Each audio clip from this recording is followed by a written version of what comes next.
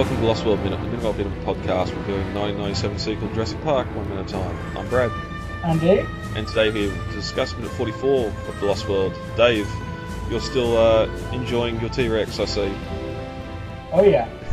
Still snapping away pictures. It's a great piece. I love everything about it, and I want everybody else to love everything about it too.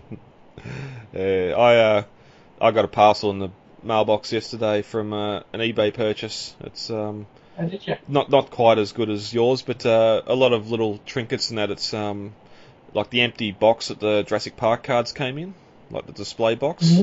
Mm-hmm. There's a complete set of cards in, which would have to be my probably fifth set of Jurassic Park cards complete. Seem to keep on getting my hands on, but also a lot of smaller stuff, sort of the promotional key rings or keychains from '93. Nice. One great one, it's a steel or die-cast one with a sort of red background. It's got the T-Rex and the Brachiosaur skeleton sort of torsos and heads looking at each other. Cool. Just sort of brings you back to that wanting to see the T-Rex out and hunting thing again we've mentioned before, but that and a couple of the puffy sticker sheets. They got like the raised stickers, like they got a little layer of foam under them or something. But something I definitely remember having as a kid, because I remember the Crash McCreary baby raptor in the eggshell, little sticker, and the little Jeep, and the InGen helicopter, and the map of the island and stuff like that. I probably stuck them to me wardrobe and they'll never seen again. But it's just good to get small stuff like that. It's good. Doesn't take up a lot of space in display, and I sort of saved it from the tip. But I think I should tell you guys. Hammond told me these people might show up. I thought we'd be finished by the time they got started, but in case they weren't, he did send a backup plan. What backup plan? Me? not a lot of news to talk about this week, because no news coming out from Jurassic World that isn't really spoilery. So if you read, Dave, we'll get into 44. Sure. As we entered minute 43 of The Lost World, Ludlow continued his speech to the board of directors. Meanwhile, out in the camp, Nick and Sarah had started opening animal cages. As we open minute 44, they come across the cage of a massive Triceratops. Nick pulls out his bolt cutters and cuts the lock off the door. At 43 minutes and 14 seconds, we cut back to Ludlow and the reveal of Jurassic Park San Diego, and how it was Hammond's original dream for Jurassic Park and not a destination island resort in Costa Rica. At 43 minutes and 45 seconds, Ludlow says that the facility could be completed and ready to receive visitors in less than a month. Just as he says this, the Triceratops breaks through the rear of the tent, sending everything into chaos.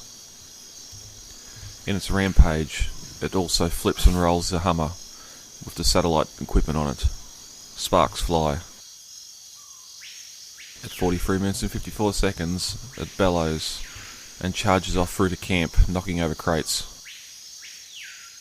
At 43 minutes and 59 seconds, another group of hunters run, being chased by the Pachycephalosaurus.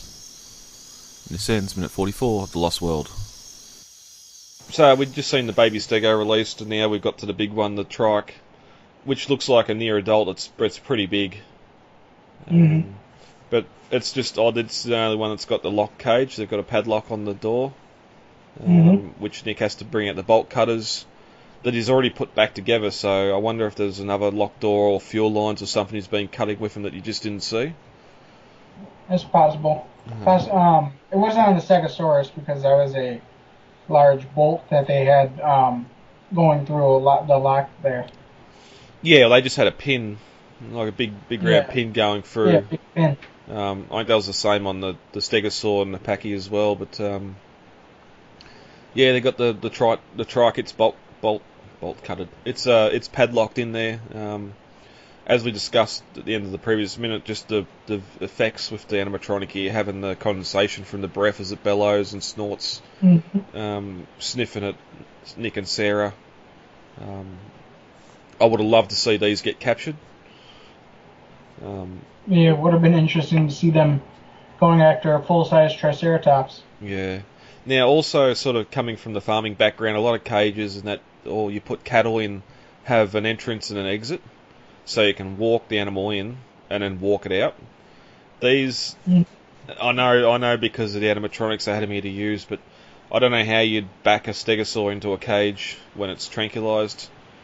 Like, we've seen no sign of forklifts or anything like that to actually move the animals when they're down. Yeah, that's true. So again, that's nitpicking to the nth degree. That's again the high heel defence, but oh, where we are. We cut back to Ludlow. We get the shot of the concept art for Jurassic Park San Diego behind his head, which I absolutely love. I know the first one that we see, I always absolutely adored because it shows the whole breadth of Jurassic Park San Diego, and you can even see how they built the fake mountains to go extend all the way to the waterfront complex. So they would have built the actual park itself nearby where the engine docks are. Yeah, yep. And you got a large sort of pentagon-shaped rock wall surrounding the whole area. I'd hope it was fairly large in case of an animal escape. But you also, with this, because the daylight sort of shot of Jurassic Park San Diego in concept form, you also get a lot of outbuildings that have got that very tropical sort of thatched roof look. Yeah, like the buildings in the first movie. Yeah, yep. But also different shapes. You got some oval ones, and they could they could be a petting zoo, or they could be anything. But it's interesting, and we'll get to it in a minute. That Ludlow says this thing's here and built and can be up and running in less than a month. But before we get there, we get Ludlow. Mr. Hammond knew this before he even dreamt of an island. He began construction of an amphitheatre very near to where you're sitting right now, the InGen Waterfront Complex. But he abandoned in favour of something far grander and ultimately impossible. And so the facility sits unused, unfinished, when it could be completed and ready to receive visitors in less than a month. Now, there's some nitpicks here, because this implies that Hammond and InGen built this first. This was the first idea conception for Jurassic Park. If they got to it being near complete, like you think, I think it's been made public that Jurassic Park was still about a year off, or about 18 months off being complete and ready to receive or open the doors. Yet this is a month away from being complete. It seems like a very large project to just abandon and shelve. And then I don't know. I mean, it does happen. We know that the Russians, no, was it the Russians? It was either the Russians or the Chinese that ended up building like their own version of Disney World, complete with their own version of a castle, and like almost everything was built, and it was just like a month away from being furnished, and then they abandoned it. Okay. The Soviet Union fell, the entire communism collapsed, and they just didn't have any money to continue the project. But this is different because, I mean, Hammond had an extensive amount of money, so he could probably afford to just abandon this or maybe reopen it if Jurassic Park Isla Nublar was more successful. Yeah. You know how they have Disneyland in California and then Disney World in Florida. Yeah, you know? Yep. But and to have it built and to sit there unused, unfinished. At this point, well, it's 4 years post the 3 years post the Jurassic Park incident. Plus, you go back 4 years of the park, so it's 7 or 8 years since they started construction on Nublar, and would have abandoned this. For it to be sitting there unused and not sort of falling into decay. Like fences and all that have to be built. Pens, enclosures would all have to be built. Yeah. Everything would have to be pretty much ready to go. Like that last month would have to be mostly taking up of maybe fixtures and food, like putting supplies in the areas. Yeah. Well, I think too that Ludlow may have been boasting just a bit, because you look at this concept art, and they all have a couple things in common, including the moats, the fences around the moats, and how the entire thing was kind of had dressings, trees all around it, and all that. When we see the finished park later in the film, it has none of that. The moats are dug, but it has no fences around it. There's no plant furnishings. There's no lights around anything. It's pretty much all just a bunch of construction equipment surrounding some pits. And that's a good point. Of course, the amphitheater is about the only thing that's finished. Yeah, and that's a good point too, because he is sort of doing a spiel to investors to try and get more money. So he could easily say, yeah, it's finished, unused, but it can be ready to go in less than a month. So give us your money. In a couple of months, you'll see your investment returned when the doors open. And then you can deal with the delays later when they start asking, why haven't you opened? Well, this happened and that happened. Yeah, really. And that's another thing about this design. Jurassic Park San Diego was a lot safer in design than Jurassic Park Isla Nublar was. Jurassic Park Isla Nublar didn't have like finished concrete moats. They didn't have a lot of the safety features that were present in Jurassic Park San Diego aren't present in that park. And so you can kind of see how instead of the paddocks being kind of on the same level, or kind of being in the same level with only a fence being around them like they are in the movie, they're not ground level. They're like they are in Jurassic Park in the novel, with the pits, and the roads being higher up. Yep. You know? Yep. And I suppose you'd have a lot. I don't think you'd just be hooked up to mains power, but you'd probably have a lot safer, a lot better power for fences as well. But then that's the other thing you can't forget too, is Jurassic Park was far from being finished.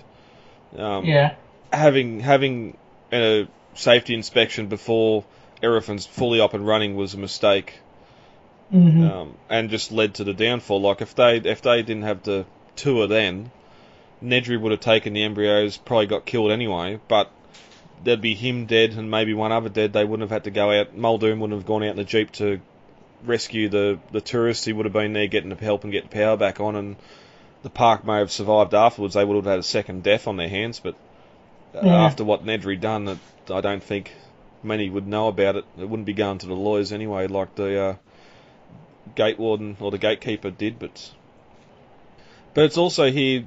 He says here, very near to where you're sitting right now at the InGen Waterfront Complex. Now, very near to where you're sitting tells me that InGen headquarters is in San Diego. Yeah. This pretty much confirms it as far as I'm concerned. Whether it's actually at the InGen Waterfront Complex, because it's either very near to where you're sitting right now, and then there should be a comma at the, as in you're in San Diego and it's at the waterfront complex, or very near to where you're sitting right now at the complex, meaning they're sitting at the waterfront complex. But I just love, and it's been brought up before, I can't recall where, this large amphitheater, and it's a massive structure, is just sitting there in the San Diego dock area, with the big Jurassic Park stencil font above the gates, all these large fences. Now, that the daylight concept art sort of shows there's nothing really in the area, traffic-wise, building-wise, so it sort of seems to be in a secluded area at San Diego. But just permits, all that sort of stuff, building permits, and how do you get this past the local government agencies?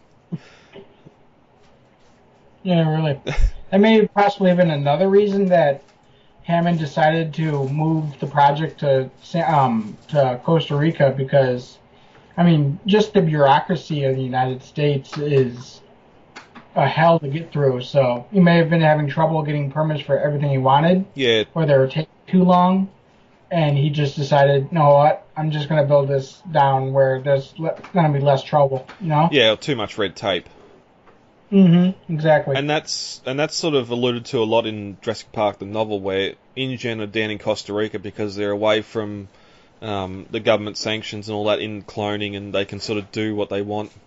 It's not until the Lost World that we discover, well, they can do what they want on Sauna as well, and no one knows about it. Which I suppose here again in film canon, well, Sauna now exists. The labs there, they can do what they want there research-wise, and then just ship the animals back to San Diego to populate the park. I think it's interesting that the concept, because this is all original concept art for the movie itself, and not just for this scene. Yeah. I think it's interesting that the second shot we get of the close-up of the amphitheater shows something that we don't see in the other one. It shows like little restaurants or something at the base of the amphitheater. But the color scheme that they chose for it is almost hellish. It's nightmarish in a way. Well, I mean, I would not want... If I was financing this project and I was being shown this, I'd be like, that's a bit scary looking. Yeah, you know? Well, it's a nighttime sort of scene, and you just got the floodlights illuminating everything. But even the any sort of window light is just sort of sending reflections and streaks across the surroundings. It's almost like a bomb just went off in the middle of the amphitheater, and you got that flash coming out of all the windows and everything. And even the Jurassic Park written above the gate isn't the font we normally know. It's sort of a like an amusement park, creepy. Yeah, it's almost stylish in a way, you know. Yeah, it almost looks like a Goosebumps abandoned amusement park sort of cover. Yeah, or something like that. Yeah, so it's just having it ready to receive visitors in less than a month. It just must be coming across as him gloating and wanting money to sort of please the investors. And then we get a good look at this miniature on the table too. I love how you got the little red lights on the fences flashing, and the spotlights above the amphitheater are all on, which would have been little LEDs at the time, I'd imagine. But I want that prop. It'd be a great prop to have it. It's not. I don't think it's the miniature they used to film on later on, because I'm pretty sure there's. It's a different miniature. They used a much larger miniature for that, and they just drove like a little remote control car through it. Yeah, because there's a photo of people standing in the middle of it, and it's sort of waist height, or a little bit taller. Yeah. But we'll get to that when we get there later on with the lack of construction that's going on there at the moment. But we get him, as he's sort of sitting there saying it's unfinished, unused, he's walking back around the table again, which is a good thing because of what's about to happen. That little monitor's got the map of Sauna back up again, and it's a pretty clear shot. You've got a like a topographic bar on the side with something, even though it's all blue.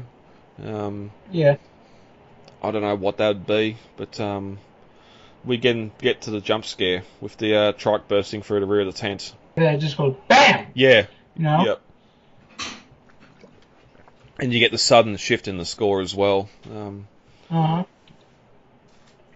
It's you'd think leading up to this that the score sort of intensifying is maybe Nick and Sarah getting caught doing what they're doing, but no, it's leading to this. It's lucky Ludlow walked around towards the compy side of the table, because the trike comes through and goes through the right hand side. Funnily enough. Speaking of the tonal change in the score, I mean, it's kind of interesting how you got the original Jurassic Park theme just playing nice and whimsical and light, and all of a sudden it goes, you know? Yeah. Yep. And it's the subtle little hints back at the Jurassic Park theme in this film I love, just that they slowed it down and just sort of hinting at it. It's not full out reusing it like they did in Jurassic Park 3 and in Jurassic World as well, where it's just not needed at all. But it's interesting as the trike comes busting through, the compies and the miniature don't get touched. They the whole tent gets sort of trapped on top of the trike and pulled away, and sort of it's almost like that trick of pulling the tablecloth out from under the glassware. The trike comes through and just the tent just goes voot with it, and the table and the compies or the compy cages are still there anyway. As it runs, it sort of comes through the tent hits the Hummer with the satellite dish on the back of it and flips it over. Which, yeah, it flipped it over. I can't recall now. Did it land back on its wheels or did it land on its roof? I think it may have landed on the roof. Yeah, well, that explains that, because if it's sitting there for a while upside down, oil's going to leak out of the motor. But it'd be one of the vehicles that didn't have its gas lines cut, being so close to the tent and all. But it goes over, there goes the satellite dish and the communications. And then sort of, we get a different shot here where I always thought the camera had been anchored sort of in this alleyway where you got tents down the side. It's just another area of the camp. But yeah, and I think it was in the storybook version of or not the storybook, but the novelized, the junior novelization.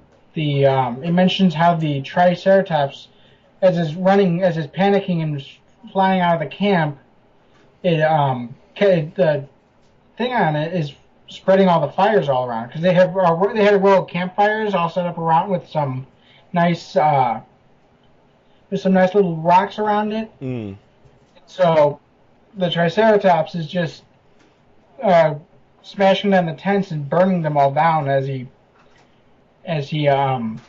moves, and that's actually what catches the gasoline in the fuel lines, is the burning tents.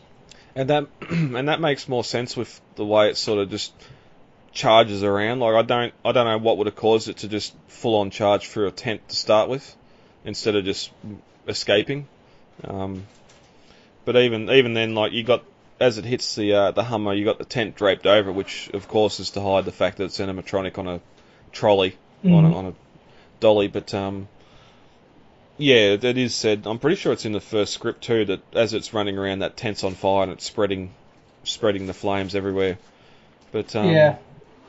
But we get this shot here, and this is probably one of my most unfavourable parts in the film, where the trike, it bellows, it turns around and runs off screen through some crates, and then pretty much as it goes, you get another group of hunter coming from behind screen, running down this trackway beside the tents, being chased by Packy. Being chased by the Parasol office, sorry.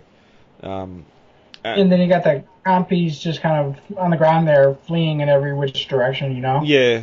Then then you got the minute ends with another group of hunters sort of running across the screen with a Packy head down, charging at it. Sort of, all you need here is the Benny Hill music, where you got hunters going into different doors and finding dinosaurs. Like, in another film, I'd find it funny, but I'm not a fan of it here. They've put the camera into one spot and just had animals going every which direction. You see. And I was going to say, and yeah, there's a Gallimimus here that we also didn't see him catch. Yeah. Looks like there's maybe two of them. Yeah. But also here too, in the background, you see you got a Hummer parked in the background. You got 4 or 5 Jeeps that are parked really close together, which would make Nick's job a lot easier. And when the fuel starts going and they all start catching on fire, it sort of makes things a lot more self-explanatory too, how they all just sort of go up in flames because they're all parked so close together. It's interesting here too, there's a tent off to the side that's actually, I think it's the next minute where we see Dieter again, but they've got a stack of spare tyres as well, which is interesting. Like, they come prepared. Yeah. But yeah, I'm just not a fan. It's a real Spielberg thing, just having all this stuff happening in the one shot. But I do like the views and the shots that we get of the CGI trike here, because I mean, I always enjoyed Triceratops when I was a kid, and we get some great shots of the Triceratops in this part of the movie that we really don't get anymore after this. Well, you know? Yeah, it's good to see it actually up and walking. I was going to say, yeah, after this scene, we really don't get to see herbivores be antagonistic anymore, you know? Well, we don't see any herbivores again after now, do we? No, actually. Yeah, you're right. It's really just the Raptors and the Rex from here on out. But Oh, it's interesting when the trike does get the 10 off its head and it sort of turns around, bellows. It's standing right on top of the fire. yeah. Whether that's just an issue with the CG where they placed it, if things didn't line up or what have you, but it would explain why it's bellowing and wanting to charge off, because it just had its belly burnt, but it doesn't really react to the fact it's standing right in the middle of the fire. It's possibly a placement issue, because I also know that the tail goes through somebody's head. I mean, it just phases right through one of the actors' heads. Oh wow, I didn't see that. Well, there you go. Anyway, anything else on 45 you want to bring up before we get out of here? I think we're good. That's a good minute. We get some great backstory to Jurassic Park. I suppose we brought up when Hammond started his little briefing or conference that he's looking for money to cover some of the expansion costs. And I wonder if this could have been literally rewritten slightly to say that they'd started construction on the amphitheatre halfway through the construction of Jurassic Park, and it was going to be the next expansion. But then it's sort of weird having both of them on continental United States and not having a Europe or Japan somewhere else. But I suppose, as you said before, Disney was LA and Florida before it moved to Europe and overseas as well. But, Ingen was kind of always, Ingen and Jurassic Park were always kind of meant to be, by Crichton, to be the dark side of Disney. Yeah. And so there's a lot of it that's based off of Disney. Not heavily, but it's kind of loosely based off Disney as a company. And how they started off in the United States, and then you had Walt Disney World Japan, you had Walt Disney World Europe, stuff like that. Yep. You know? Yep. Yeah, and they even get their little dig in Jurassic Park with Hammond. The same when Disney opened, even though it's the wrong date. But yeah. Yep. All right. Plenty to talk about there. So, Dave, anything else on 45 you want to talk about before we get out of here? No, I think we're good. All right. All right, guys. Let's get the hell out of here. Contact details are on the website, thelostworldminute.com. You can email feedback to thelostworldminute@gmail.com, Facebook, The Lost World Minute, Twitter @thelostworldminute, and Instagram, The Lost World Minute. Easy to remember. Yeah, yep, very easy to remember. David, thank you for joining me for this record. You're welcome. And we'll be back. I've been Brad. I'm Dave. And we'll talk to you all later. Goodbye. Talk to you later. Bye. It is absolutely imperative that we work with the Costa Rican Department of Biological Preserves to establish a set of rules for the preservation and isolation of that island. These creatures require our absence to survive, not our help. And if we could only step aside and trust in nature, life will find a way.